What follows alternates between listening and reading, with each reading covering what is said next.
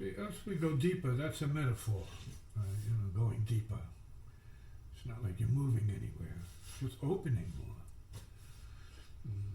You become aware. It becomes real. Self-realization. You realize more. It becomes more real to you. See, that we are fundamentally empty all the time. But you have to come to terms with that, because you are being a self and being involved in the world and doing things and playing music and socializing and familizing, right? You got family and students, you have all of that, so you're engaged in all this other stuff, and it's important. You're making money and you're living the life. Then you go deeper, and then everything starts to fade in a certain way. And what's left is radiance, emptiness. That's all that's left. Is light. True light. Lightness. I won't say it's enlightenment exactly, but yeah, it's along those lines. It's light, and you know that. See, it's not something you learn. It's something you always are, but you haven't yielded to it in the way that after practice, it becomes you. You say, wow.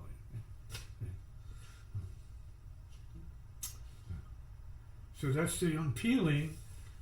That is part of the process of learning how to be you, the true you, right? The boo you, the inner you, the inner master realized. Nobody had to sell you anything about it. It's not about that. It's just being with it.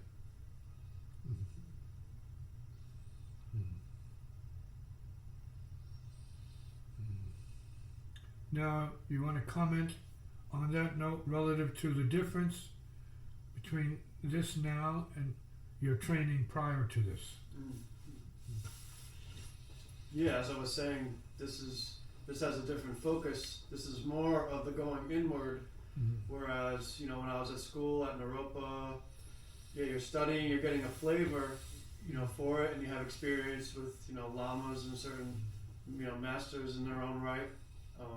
Learning from different schools, but it's also the social aspect there. You're mixing with people, and it's more communal. And here it's like the focus of going inward is definitely the point here, which is it's a continuation of that.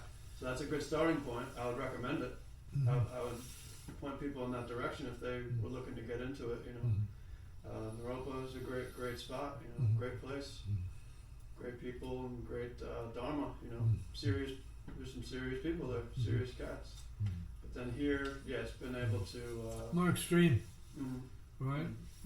One main difference is that I'm doing the music. Yeah. I've done that since birth, let us say. And so that's strong here. And that has carved its own niche in this dimension. Not a lot, not as much as other people, but there's no competition. Coming from that inner place, it is what it is. It doesn't care about this, that, or whatever. Just is this breathing. Yeah. So here you're in touch with an adept, in a sense. And by that I mean someone who's extreme and has been extreme in their practice, whether it was music or other things. See, it's been extreme, focus. Not so much about people, but playing with the people in the industry, in the scene, but not being concerned about that or owned by it or interested in it, except by way of the chance of circumstance and opportunities that arise. So you go with the flow. So this is more extreme, and it's a good extreme is what you're saying for you. Definitely. So there's a balance of what you were doing before, and giving you a chance to go even more intensely into what it is, Right. to confront your merits and your debits relative to any or all of that.